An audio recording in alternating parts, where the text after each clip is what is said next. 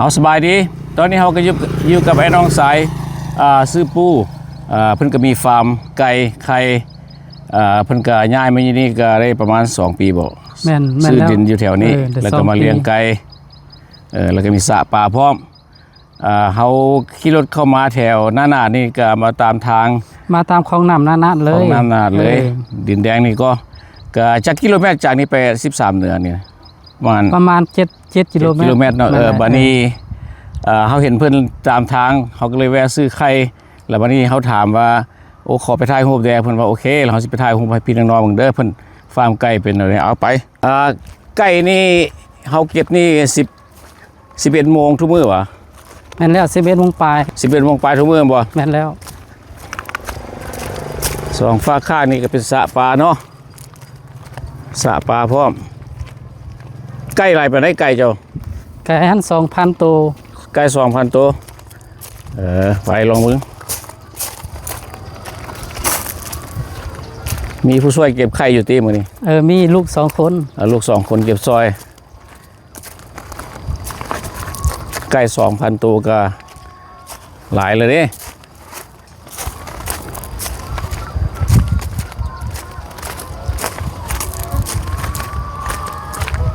โอ้สะอ่อนเนาะทางกล้องก็เป็น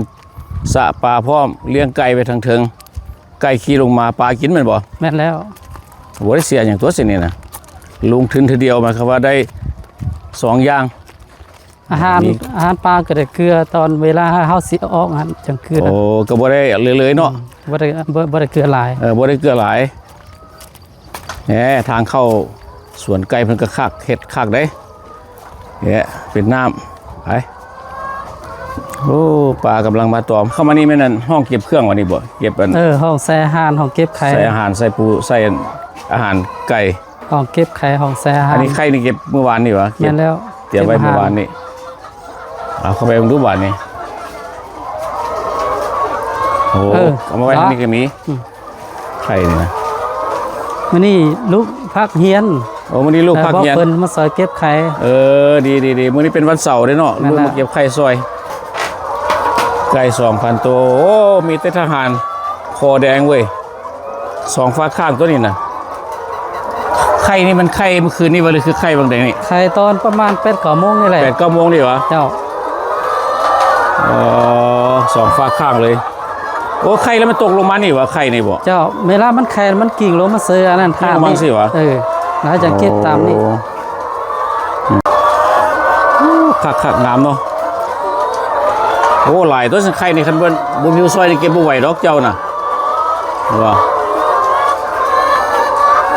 2 ฟ้าข้างไก่นี่กินหัวอาหารแล้วมันไข่ตัวนั่นแล้วมันกินอาหารแล้วมันไข่มันบ่ได้ผสมพันธุ์โอ้บ่ได้ผสมพันธุ์นั่นแหละ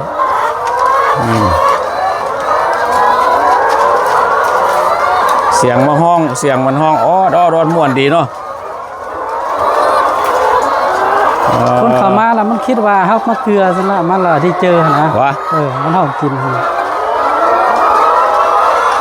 เก็บมาได้หลายเลยตัวสิงไข่นี่ก็ได้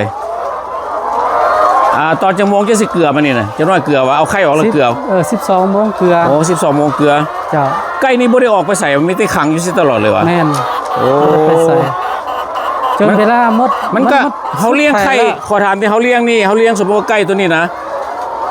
มันอยู่ในมันอยู่ในกระสอบน้อยๆหรือว่าบ็อกซ์น้อยๆนี่มันอยู่หันตลอดวะเจ้าแม่แล้วมันบ่ได้ไปใส่วะนี่มันบ่ได้ไปใส่เลยอยู่แต่ละตัวนี่มันอยู่ในห้องไปห้องมันสิได้บ่คือว่าบางตัวบางมี2 ตัว2ก็ได้วะตัวนั้นมี2 ตัวตัวมันงานนาแต่ออกสนาตัวนั้นมันงามตัวใหญ่แล้วออกวะมันงานมันมาจิกเดียวนะแปลว่าอยู่ในนี้ยังสิตลอดบ่ได้ไปใส่เลยแม่นบ่บ่ได้ปล่อยไปมองนำนี่มันก็อยู่สิใหญ่จนใหญ่ไข่สิทุกมือเลยมันอยู่นี่เป็นปีมาแล้วเป็นปีเพราะว่าบอกเป็นนั่นบ่ในห้องน้อยๆนี่ได้อยู่เป็นปีจนเวลามาสุดไข่แล้วก็ได้โอ้ไปอยู่ในห้องน้อยๆเนาะแต่ละตัวก็อยู่ในห้องน้อยๆห้องเป็นซ้ำกับไก่ติดคุกตัวเสียเนี่ยนะนี่โอ้นึกว่าเป็นห้องใหญ่ๆมาสิแล่นไปแล่นมาบ่แม่นเด้อนี่ก็ครั้งแรกว่าเขามาเห็นนะฟาร์มไก่เพิ่นคันเฮาเฮ็ดห้องใหญ่แล้วมันก็สิ้นเปลืองนะโอ้สิ้นเปลืองวะสิ้นเปลือง ไก่นี่มันส่วนหลายมีแต่ไก่แม่หมดตัวเนาะ แม่นไก่แม่หมด บ่มีไก่ผู้เลย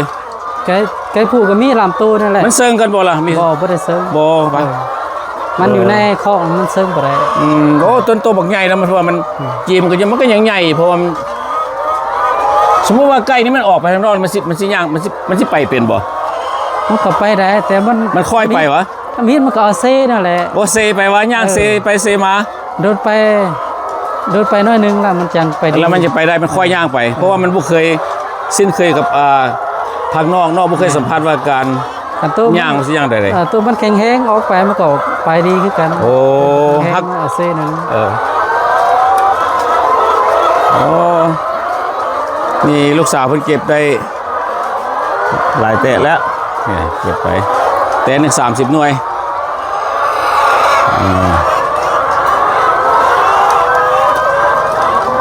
ไปฟากนั่นก็มีตัวฟากนั่นก็ต้องได้เก็บไข่ ทางนั้นก็มี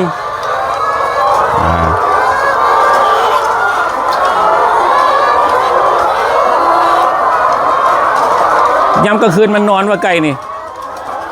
ไก่นี่มันบ่นอนบ่ มันบ่นอนวะ เออ มันเสียงสิวะมันฟุ้งสิวะ ขึ้นมันก็มิดมันก็เงียบ โอ้คันคนบ่มามันเงียบ เออ โอ้มันคนมามันขึ้นว่า มันขึ้น เสียว มันเงียบ ของกิน อยู่ แม่มันนี่บ่น้ำแต่น้ำอันนี้สำหรับมันกินน้ำเนาะ น้ำสันว่าเผือกไก่ น้ำสำหรับมันไข่ไก่ เออ อันนี้เป็นบอลใส่ของกินมันเนาะ นี่ค้างสายอาหาร จังน้อยเจ้าสิเกลือมันบ่ แม่น12โมงเกลือ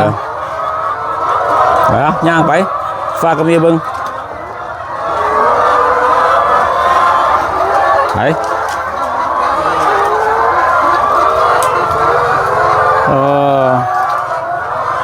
เนาะ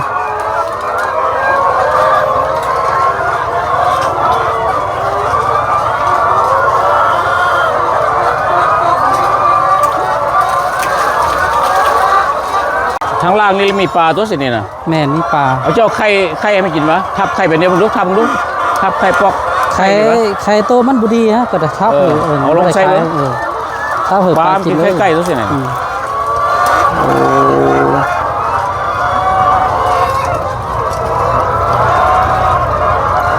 กินทั้งขี้ไก่กินทั้งไข่ไก่ตัวสิเนี่ยนะ แม่นมีหยังลงมาเนาะมันเอามาน้ำมันกินหมด กินเบิดเนาะเดี๋ยวก็ได้ขายปลาเขาห้องปลานินบ่นี่นะ แม่นอันนี้ปลานิ่น ปลานินเนาะเริ่มสิได้ขายแล้วตัวนี้ นี่ประมาณ2 เดือนปลาย โอ้แปลว่าเป็นผลประโยชน์แน่นอนเลี้ยงไก่แล้วได้ปลาพร้อม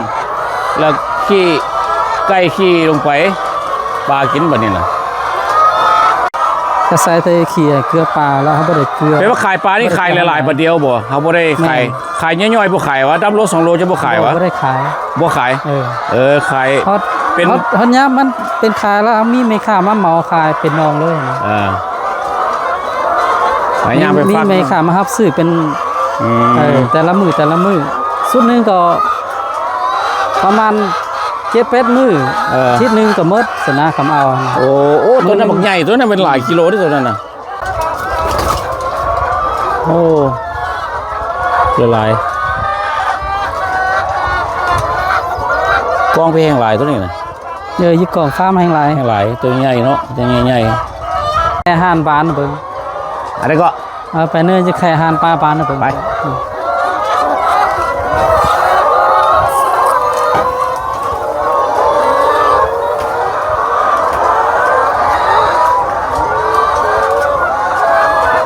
โอ้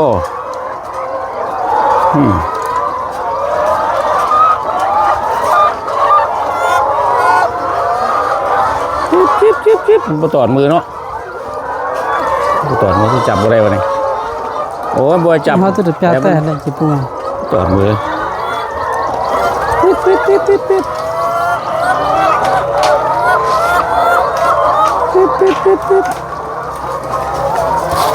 ไข่นี่ก็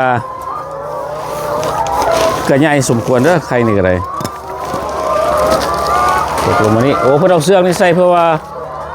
เวลาไข่ตกลงมาให้มันถึกเสื้อก้นบ่ให้มันนั่นบ่ไข่แตกแต่อันนี้ก็เฮ็ดด้วยไม้ อุ้ยเตียน สีฟ้านี่มันบนอ่างน้ำเพื่อให้กินน้ำวันนี้สิให้อาหารมันว่าบัดนี้ แม่นเสียสิเกลือปลาให้เบิ่ง เกลือปลาก่อนวะโอ้เกลือไก่กันดิ แกหันยังจะหน่อย โอ้นี่เกลือปลาก่อน โอ้ปลาทั้งกล้องพูดนะปลานะทั้งกล้องนะอันนี้กล้องหาเลี้ยงไก่ไม่แต่ปลา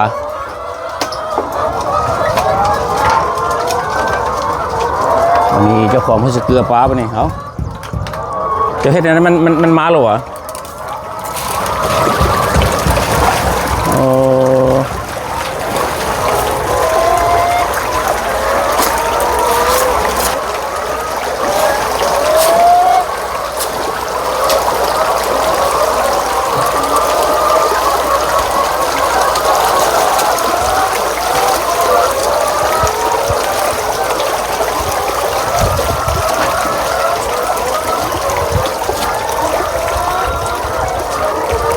เต็มนี่มีแต่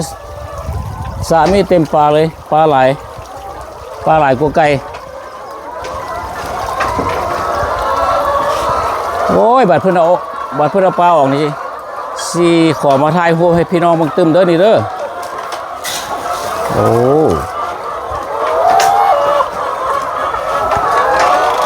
อีกจึ๊บ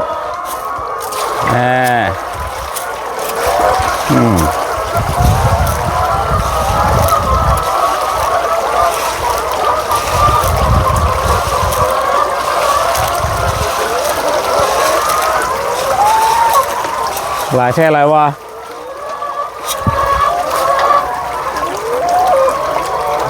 ตัวปลาตัวหนอน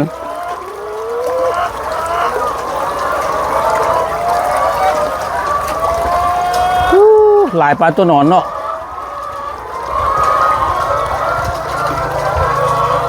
สถานที่เพิ่นก็เหมาะสมเด้อบ่อันนั้นก็เป็นทางเป็นสระ ทางเส้นนี่มาแต่ตลาดทรงเปื่อย วันนี้ตลาดส่งเปื่อย อยู่ทางใหญ่13เนือเป็นตลาดทรงเปื่อยในทางเส้นนี่มาซอดอันเบิ้นคำทางอ่อนนั้น วันนี้ก็ได้ไข่มาซอยลูกเพิ่น2แตะ แม่น ลูกสาวเพิ่น2คนก็บ่ไหวต้องได้ซอยเพิ่นเก็บไข่ ลูกค้าผู้ใดต้องการไข่ก็มาซื้อซอยได้ราคาหน้าฟาร์มราคาถูก ราคาถูกๆเด้อราคาในฟาร์มเลยเด้อ ๆทรงนี้ราคาแต่1 40,000 ตัวนี้แต่40,000มาดิ แม่นแล้วมาซอยซื้อซอยเพิ่นเด้อกายไปกายมาเด้อ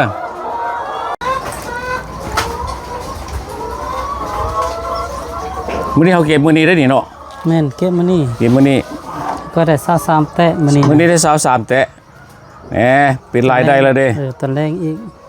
ตอนแรงก็เก็บอีกแม่บ่แต่ว่าตอนแรงได้น้อยกว่าตัวบ่ แม่นตอนแรงแต่น้อย เพราะว่าบางตัวมันก็บ่ทันไข่ ตัวที่มันไข่แล้วตอนแรกมันบ่ไข่ ตัวบ่ทันตัวไข่แล้ว มันบ่ไข่อีก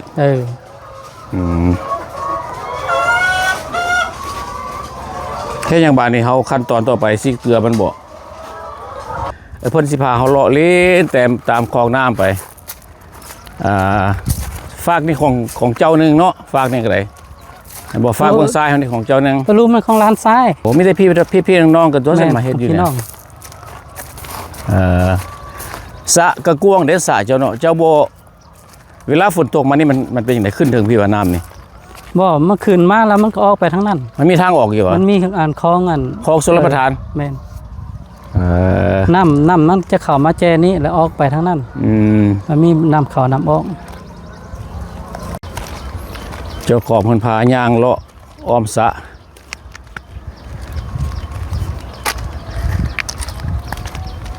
ตอนเจ้ามาที่แรกนี่เจ้าให้เขามาถมให้กระถางตัวนี้หรือว่าบ่อันนี้ทางนี้เฮาจกหนองจกหนองมาใส่เลยดินออกมาถมสังเกตอยู่แถวนี้เขาเจ้าซื้อดินแถวนี้แล้วเขาเจ้าก็เฮ็ดนาถมเล็กๆน้อยๆเป็นเฮือนเป็นตูบพอนอนได้แล้วก็เฮ็ดฟาร์มไก่ใส่อ้อมสระหรือว่าใส่กลางสระเห็นบ่หมดเลย2ฝากทางแบบสิเขาเจ้าเฮ็ดแนวนี้แต่ว่าดินทางนี้มันอยู่ลุบอยู่แล้วแถวเขตนี้สรุปแล้วอยู่นี่ก็ เป็นบ่อนหาเงินหาคำพร้อมแต่ละมือก็ได้เงินตัวขายไข่ไก่ ขาย ขายไข่แล้วก็บ้านนั้นก็ขายปลา ฮอดยามมันก็ขายปลาก ะว่าเดือนใดสิเอาปลาออก ประมาณกลางเดือน6 กลางเดือน6บ่กลางเดือน6แล้วสิมาถามว่าสิมาถ่ายวิดีโอให้พี่น้องเบิ่งว่าปลาออกจากสระเจ้านี่หลายน้อยส่ำใดขายได้หลายปานใดสิมาหาเด้ออยู่ทางหลังเฮานี่เป็นฟาร์มของเราแล้วบัดนี้เฮาสิถามว่าคือว่าไก่นี่เฮาซื้อมาตอนยังน้อยๆบ่หรือว่าเขามันไข่แล้วเอามาแล้วก็พร้อมไข่เลยโอ้พร้อมไข่เลยวะแม่นเอามาได้อาทิตย์นึงแล้วก็ไข่เริ่มไข่เริ่มไข่เลยบางตัวมาฮอดก็ไข่เลยก็มีตัวมันเอาใหญ่หั่นนะแปลว่าซื้อมาแล้วไข่เลยแม่นซื้อมานี่ 2,000 ตัวบ่เอามาค่ะ 2,000 ตัวนึงหั่น150,000ปลายโอ้150,000ปลายแม่นมันไข่ได้โดนปานใดไก่นี่ก็แล้วมันหมดไข่นั่นน่ะมันขึ้นกับบางสุดนะบางสุดมันก็ได้18เดือนบางสุดก็ได้16 17บางสุดก็ได้20เดือนซั่นขึ้นกับบางสุดซั่น20เดือนหลังจากมันสุดไข่แล้วเฮ็ดจังได๋เอาไก่ไปขายบ่หรือว่าหลังจากสุดไข่แล้วก็มีแม่ค้ามาซื้อไก่มาซื้อไก่สุดไข่โตขายในราคาซื้อ150,000ตัวนึงเลยเจ้าขายคืนได้เท่าใดขายเวลามันหมดไข่เขานี่คือช่วงนี้หั่นบ่ได้หยังดอกมันไข่ก็อังไก่ก็อังว่าในระยะนี้มันตัวนึงได้แต่30ปลายพันเพราะว่ามันคนเฮ็ดหลายบ่หรือว่าราคาไก่ก็ลงช่วงนี้เขาว่าอันไข่จีนเข้ามาหลายนะคนลาวก็บ่ได้ขายจีนไข่จีนแตกตีตลาดหลายกว่าเขาขายถือกลัวบ่หรือว่าแนวใดเขาว่าขายถือก่อนซะนี่ขายถือกลัวแต่ว่าอาหารเฮาซื้ออาหารแพงราคาถึงหลายก็บ่ได้หยังบ่ได้หยังน้ำมันก็แพงอีกเดี๋ยวนี้ก็ได้ค่าของชีพก็เริ่มแพงขึ้นเฮาก็บ่ไหวเนาะสิมาขายถึกหลายก็ได้เนาะคือว่าถึงยามมันตายมันมีบ่ไก่นี่มันบ่ค่อยตายวะก็มีบ่หลายบ่มีอยู่แสดงว่าเจ้านี่มาอยู่นี่ก็อันนี้เป็นสวนบ่หรือว่าเป็นเฮือนพร้อมหรือเป็นสวนพร้อมหรือว่าเฮือนยังมีอีกบ่นึงตอนนี้ก็เป็นเฮือนพร้อมเลยเพราะว่ายังเอาอยู่ได้มาซื้อดินนี่แล้วเก็บเงินได้จังค่อยตั้งเฮือนสิตั้งเฮือนเข้าใจเพราะว่าตอนนี้ก็ยังบ่ทันมีทุนฮ้อนนะเข้าใจดีหลายเพราะว่าอันน่ะเฮาก็ค่อยเฮ็ดค่อยเป็นค่อยไปเพราะว่าเงินเจ้าก็อยู่ในนี่เด้เพราะว่าแต่ละมื้อเจ้าก็เก็บเงินได้มันก็บ่หลายอย่างมหาศาลแต่ว่ามันก็พาครอบครัวไปรอดมันก็แม่นแต่ละมื้อบ่เฮ็ดหยังขึ้นมาก็จับเงินรถได้ขายไข่เห็นบ่อย่างน้อยจังนั้นจะขายปลาบ่แม่นน้อยๆส่วนอันน่ะปลาสิออกไปนั่นน่ะก็คือว่าแล้วก็เฮ็ดหยังมันก็คือว่าล่ะคันเฮามีดินมีดอนแล้วเฮ็ดหยังมันก็ได้นะสิเลี้ยงเป็ดเลี้ยงไก่มันก็ได้เลี้ยงปูเลี้ยงปลามันก็อยู่ในหั่นตอนนี้ไอ้น้องสายเพิ่นสิพาไปเกลือไก่เกลือไก่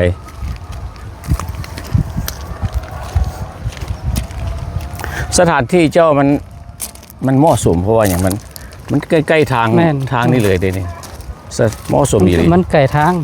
เหมาะสมหลายโดนไปมีเงินก็มาต่างเฮือนหัดเลยมันก็เพิ่นห้างแม่นเอาแคมทางกันเลยรถแล้วสะดวกสบายหลายอย่างมื้อนึงมาจากเป่าจีว่าเกลือไก่มื้อนึง7เป่าครึ่ง7เป่าครึ่งบ่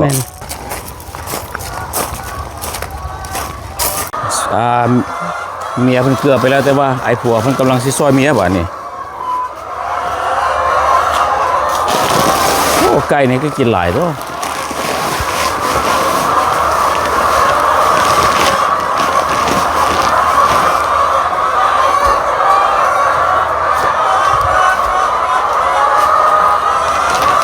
หัวอาหารนี่เฮาไปซื้อเอาบ่หรือว่าหมดแล้วก็อันนั้น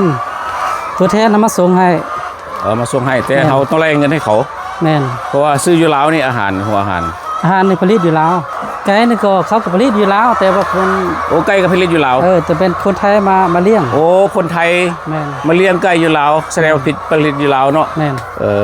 บ่ได้ไปไก่ตัวซั่นน่ะแต่ส่วนหลายมันก็มีไก่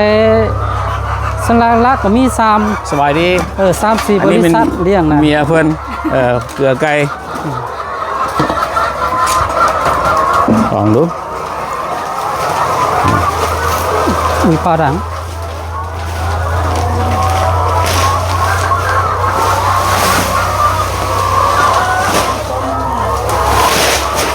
ตัวนี้ตั้งห่วง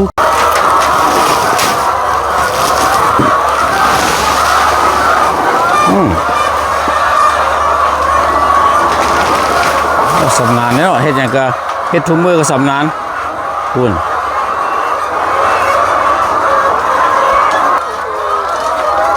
เอาแหม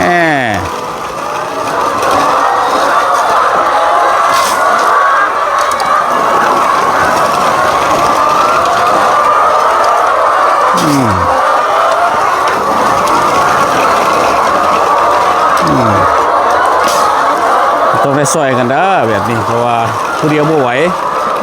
ลูกมาเก็บไข่แล้วก็สองผัวเมียช่วยกันเก็บไปมันก็ไข่ลงมาสิล่ะเพราะเก็บไปเมื่อกี้แล้วมันก็ไข่ลงมา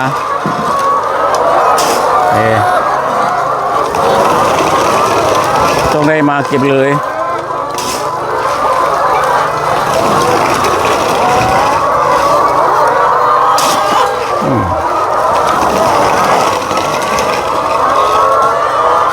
บางนวดมันก็แตกตัวสังไข่เนี่ยมันแตกเนี่ยโอ้แตกเพราะว่ามันกระแทกใส่ตัวที่แห้งหลายมันก็แตก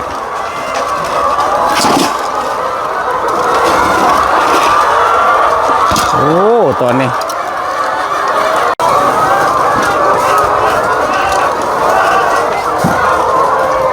อันขอถามได้เวลาไข่นี่มันไข่ออกมาไม่ไหม้มันอ่อนบ่หน่วยไข่นี่อ่อนบ่ บ่ แข็งสิเลยวะ ตัวสมบูรณ์ออกมา ตัวสมบูรณ์เลยตัวบางตัวมันแตกเพราะมันกระแทกใช่ไหมแห้งมันบ่ แม่นตัวมันแก่บ่สมบูรณ์นะเพื่อกบางออกมาท้ายเส้นก็แตก มันต่ำใส่ คัน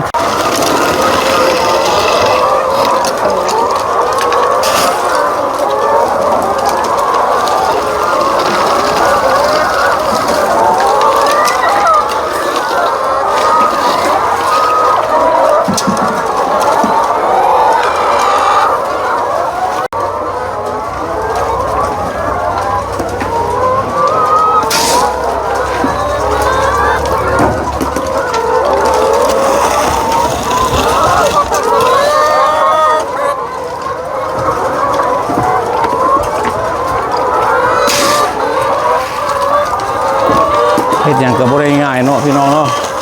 อันนี้มันเป็นธุรกิจสำหรับครอบครัวก็ดีแต่ว่าแต่ละมือมีเวียกมีงานลุกขึ้นมาก็มีแนวเฮ็ดก็ได้เงินพร้อม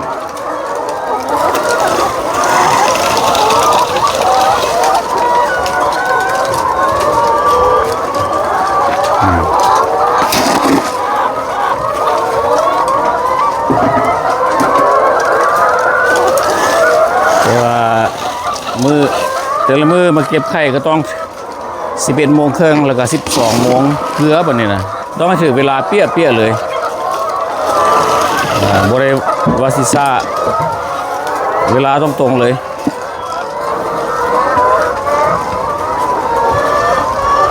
ไก่นี่รู้สึกว่าเงียบแล้วเพราะว่าเพิ่นได้กินอาหารนี่เนาะตอนเข้ามาที่แรกโอ้เสียงดังบ่ได้ยินหยังเลยตอนนี้โซออนแต่ปลาพวกนี้แล้วตัวใหญ่กระเดียกระโดดตัวละโลน่าจะได้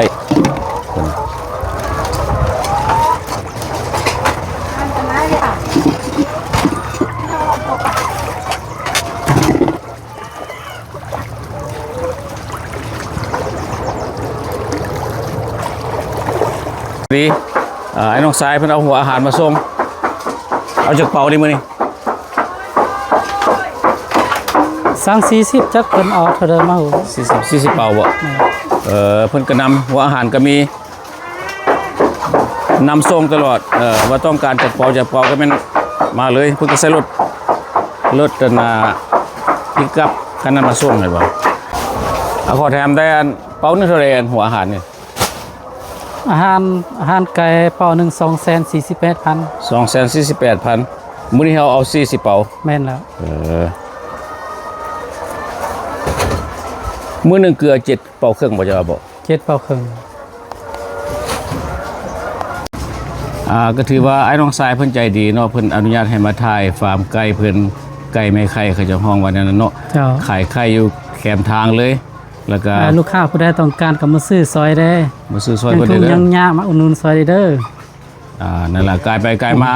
ก็บ่ไกลจากทาง เออ 13เหนือดอกไปว่า ถ้า เขตบ้าน 13เนื้อ นา มาก็มีซอยขามาประมาณ7กิโลเมตรบ่ไกลเรา อืม ทางก็มาง่ายอยู่ ก็เฮาดีใจนะเพิ่นเพราะว่าเพิ่นก็สร้างรายได้สำหรับครอบครัวเพิ่นเนาะเล็กๆน้อยๆแต่ละมื้อก็ขายไข่ที่เฮาเห็นนั่นแหละหลังจากนั้นเพิ่นก็สิขายปลาแต่ว่าเพิ่นก็ต้องได้ลงทุนซื้อหัวอาหารซื้อไก่เข้ามาตัวนึง150,000หลังจากนั่นก็ขายแต่ตัวนึง30,000กีบบ่ แม่น 30,000แม่ค้าเอาไปปิ้งขายสำหรับวิดีโอตัวนี้ก็ประมาณนี้เนาะขอขอบใจที่ว่ามีหมู่คู่บอกเลยว่าพี่ๆน้องๆเข้ามารับชมวิดีโอเราสบายดี